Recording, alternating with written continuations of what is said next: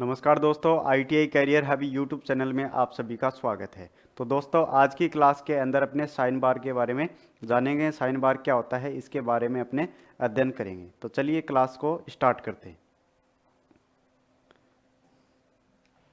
देखो, आज का अपना टॉपिक है साइन बार। साइन बार के अंदर सबसे पहली बात अपने करते हैं, देखो इसके पदार्थ से संबंधित।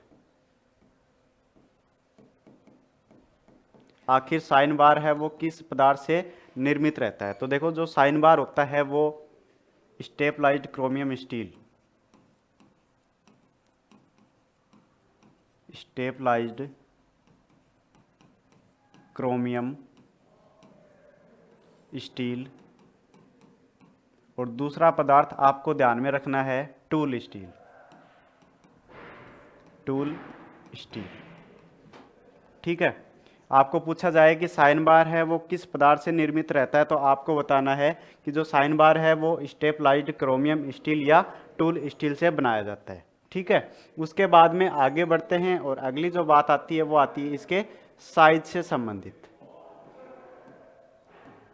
साइज अर्थात साइन बार का जो साइज है वो कहाँ से लिया जाता है। तो देखो, साइन बार के अंदर दो रोलर्स लगे हुए होते हैं। देखो, मैं आपको थ्योरेटिकल बता देता हूँ सबसे पहले, उसके बाद में डायग्राम के ऊपर भी अपने चलेंगे। डायग्राम के अंदर भी आपको समझाऊंगा। तो साइन बार के अंदर दो रोलर्स लगे हुए होते हैं। उन रोलर्स का जो केंद्र होता है, उन केंद्र के बीच की जो दूरी होती है वही क्या होती है, साइन बार की साइज होती है। तो देखो, दो रोलरों के दो रोलरों के केंद्रों के बीच की दूरी बीच की दूरी क्या होगी, वही साइन बार की साइज कहलाती है। साइन बार की साइज कहलाती है।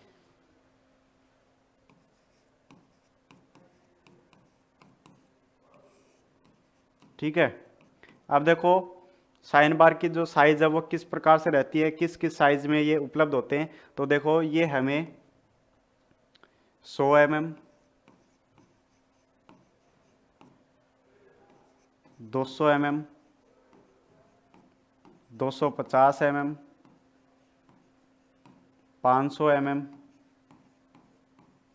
इन साइजों के अंदर उपलब्ध होते हैं। 100 mm, 200 mm, 250 mm और 500 mm साइज के अंदर साइन बार उपलब्ध होते हैं। उसके बाद में देखो, अगली बात आती है इसका यूज, कि एक साइन बार का उपयोग कहाँ किया जाता है। तो देखो, साइन बार का जो उपयोग है वो कोण को परिशुद्धता में जांचना या फिर कोई जॉब है उसका टेपर ज्ञात करने के लिए हम क्या करते हैं भाई, साइन बार का उपयोग करते हैं।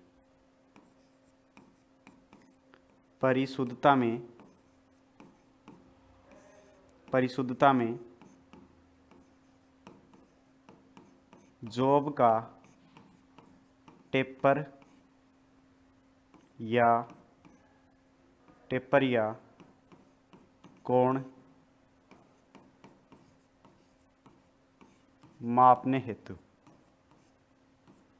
ठीक है, परिशुद्धता के अंदर जॉब का टेपर या फिर कोण मापने हेतु हम साइन बार का उपयोग करते हैं। उसके बाद में देखो, नेक्स्ट बात आती है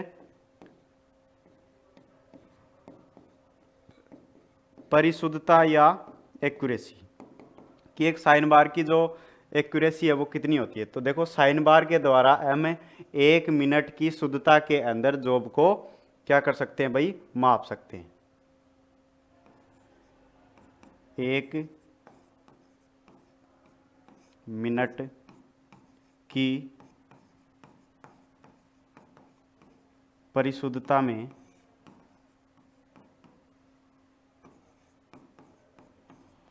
कोण को मापना, यानी इसकी जो एक्यूरेसी है वो कितनी हो गई भाई, 1 मिनट हो गई। ठीक है, उसके बाद में देखो अगली बात आती है कि जो अपना साइन बार होता है, साइन बार के अंदर आपको होल नजर आएंगे। वो होल क्यों दिए जाते हैं वो भी आपको पता होना चाहिए। मैं डायग्राम के अंदर भी दिखाऊंगा आपको। तो देखो होल का जो उद्देश्य है वो क्या होता है, जो अपना साइन बार होता है इसका भार कम करने के लिए, और जो अपना इसके ऊपर जॉब को अपने रखते हैं उस जॉब को क्लेम करने के लिए हम ये होल है ये देते हैं। तो देखो साइन बार का भार कम करने, साइन बार का भार कम करने और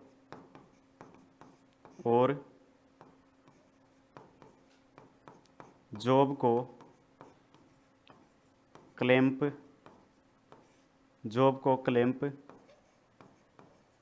करने के लिए। ठीक है। उसके बाद में देखो अगली चीज आती है कि इसके अंदर एक स्टॉपर भी लगा रहता है। क्या लगा रहता है भाई? स्टॉपर। स्टॉपर का क्या काम होता है? तो देखो कोई टेपर जॉब होता है, उस जॉब को अपने साइन बार के ऊपर रखेंगे तो वो फिसल कर नीचे गिर सकता है, उसको रोकने के लिए स्टॉपर का यूज किया जाता है। ये भी आपको ध्यान में रखना है। टेपर जॉब को फिसलने से रोकने के लिए क्या लगाया जाता है भाई? स्टॉपर लगाया जाता है। क्लियर है। उसके बाद में देखो अगली चीज आती है कि अपना जो साइन बार होता है इसके साथ में अपने डायल टेस्ट इंडिकेटर और स्लिप गेज का भी यूज करते हैं। ये भी ध्यान में रखोगे आप।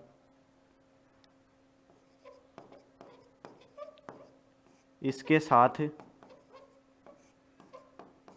स्लिप गेज हालांकि मैंने आपको पढ़ाया नहीं है, अगली जो अपनी क्लास रहेगी वो स्लिप गेज के संबंध में ही रहेगी। इसके साथ स्लिप गेज और DTI यानी डायल टेस्ट इंडिकेटर का उपयोग भी करते हैं।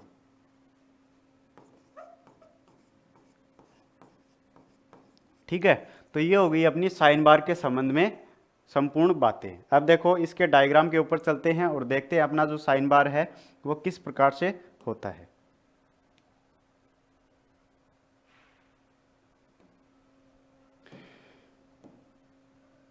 तो देखिए ये है अपना साइन बार।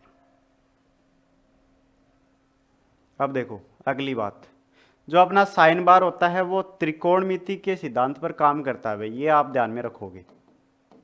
त्रिकोणमिति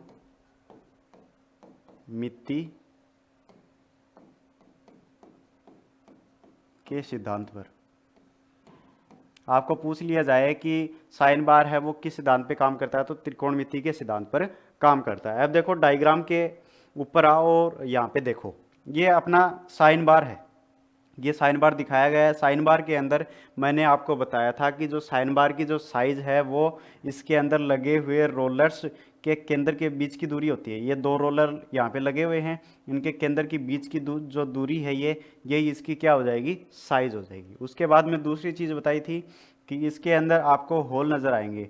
इस होल का क्या उद्देश्य है? एक तो जॉब को क्लेम करना और दूसरी चीज़ इसका वजन कम करना। उसके बाद में एक चीज़ बताई थी कि इसके अंदर स्टॉपर भी लगा रहता है, जिसका उद्देश्य क्या है? कोई टेपर जॉब है वो फिसल के नीचे ना गिरे, इसके लिए स्टॉपर भी लगा रहता है। दूसरी चीज़ बताई थी कि इसके अंदर स्लिप गेज भी यूज किया जाता है और डायल टेस्ट इंडिकेटर का भी यूज किया जाता है। ठीक है, क्लियर है बात। अब देखो ये त्रिकोणमिति के सिद्धांत के ऊपर काम करता है। अब यहाँ पे देखो इसके अंदर त्रिभुज बनता है। ठीक है। अब देखो त्रिभुज के अंदर ये हो गया अपना आधार। ठीक है, ये हो गया लंब और ये हो गया कर्ण। अब देखो क्वेश्चन ये पूछा जा सकता है कि इसके अंदर जो अपना आधार है इसका काम कौन करता है? तो देखो आधार का जो काम है वो कौन करेगा भाई? सरफेस प्लेट करेगी। ठीक है, कौन करेगा? Surface plate. सरफेस प्लेट के ऊपर ही ये इनको रखा जाएगा। आधार का काम सरफेस प्लेट कर रही है, और लंब का काम कौन कर रहा है भाई, यहाँ पे आप देख सकते हो स्लिप गेज के टुकड़े यहाँ पे लगाए गए हैं, इसलिए लंब का काम कौन कर रहा है भाई, स्लिप गेज। ठीक है, उसके बाद में देखो अगली चीज है कर्ण। कर्ण का काम कौन कर रहा है, तो यहाँ पे आप देख सकते हो कर्ण का काम कौन कर रहा है भाई, ये अपना साइन बार कर रहा है, साइन बार। ठीक है,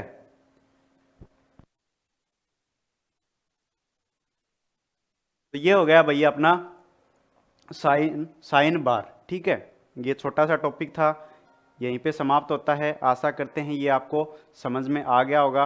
अगर इससे संबंधित आपका कोई डाउट हो, क्वेश्चन हो, तो वो आप कमेंट के अंदर पूछ सकते हो। नेक्स्ट क्लास के अंदर अपने स्लिप गेज के बारे में जानेंगे कि स्लिप गेज क्या होता है। तो आज के लिए बस इतना ही, मिलते हैं नेक्स्ट वीडियो में। धन्यवाद।